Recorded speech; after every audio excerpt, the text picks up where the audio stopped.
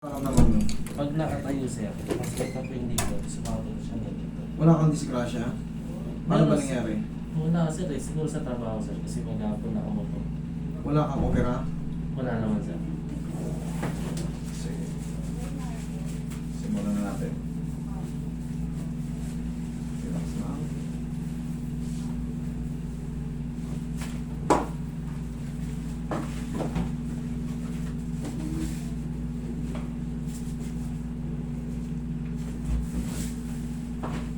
Tayo ka mo rin.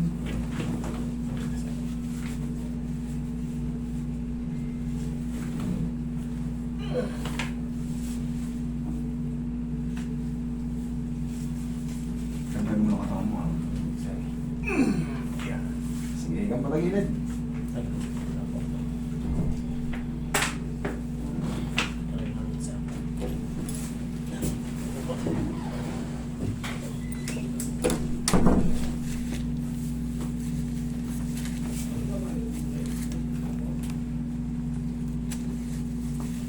Relax na.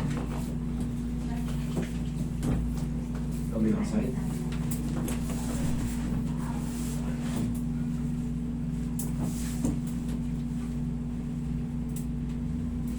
Relax na. Tihaya ka.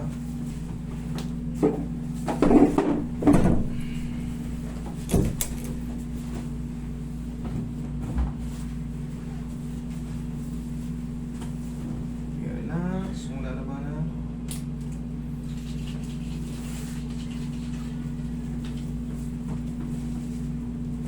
Relax. Yun. Tapa ka, bossing.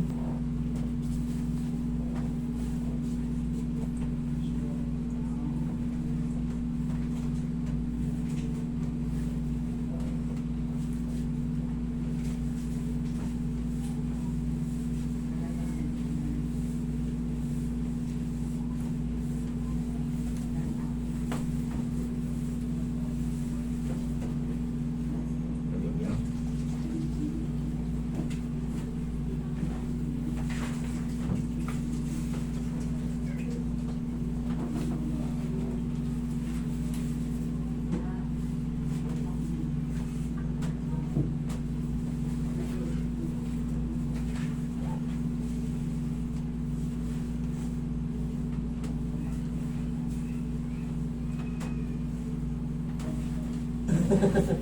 Ha? Kinombo, boss. Apat na palad yan para gumaling ka kagad. Oh, Bossing yung mga ganyang kaso. Para sa lahat to sa mga may kasong ganyan, yung mga 2 taon na, o sabihin natin taon na parang pabalik-balik lang yung back pain nyo. Ang tawag na dyan is discompression. Maaaring maging unhealthy yung mga sciatic nerve nyo. Pag nakakaramdam na kayong tingling, numbness, kailangan nyo na ng tulong ng mga vitamin sa nerve. Pag matatagal na, kasi nagiging unhealthy sila because of pinch nerve. Kakaroon sila ng pinch. So, pagka palaging pabalik-balik ng ganyan, nagiging unhealthy sila. Inhale. Exhale.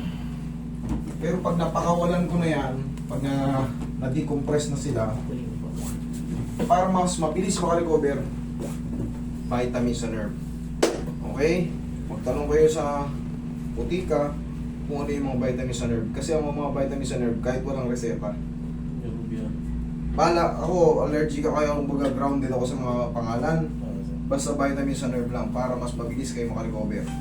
Pero kung bago-bago pa, mga ilang linggo pa lang, buwan pa lang, hindi pa ganong madadamage yan. Pero pag taon na, 2 taon, sipin nyo, 2 taon, palagi lang may nakakalso sa balakang nyo. Yan yun, magiging unhealthy mga nerve nyo. Nagre-regenerate yan, kaya makakabalik yan sa 100%.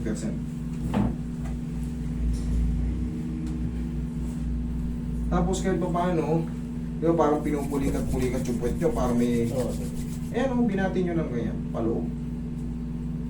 Ay, sir, 1, 2, 3.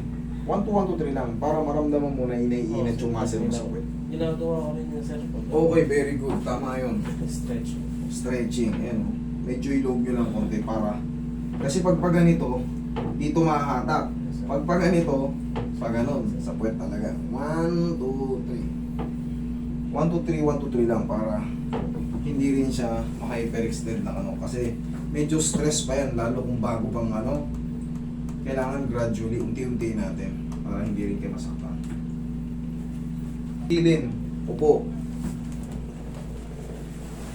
Sa morning, para kahit papano, sumakit man yung balakang nyo sa pagtatrabaho, hindi kayo magsisibir yung talagang hindi kayo halos makabangon sa higaan.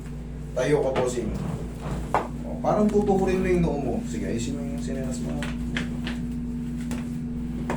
Lakasan mo konti. Yan, kabila. Yan, okay? Upo. Sige, upo.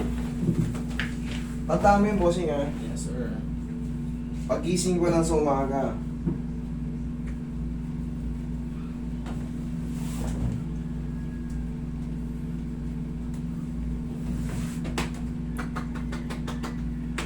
Check mo nga sir, yung balakang mo sir. Kung mas magaan ba o lalong sumakit ba? Mas lumaw na po, yes, sir. Bumangin na. Okay, bossing. Tapos 3 to 4 days, mas best feeling pa yan. Okay? Tapos ha, huwag niyo makakalimutan. Pagising sa umaga. Okay? Thank you.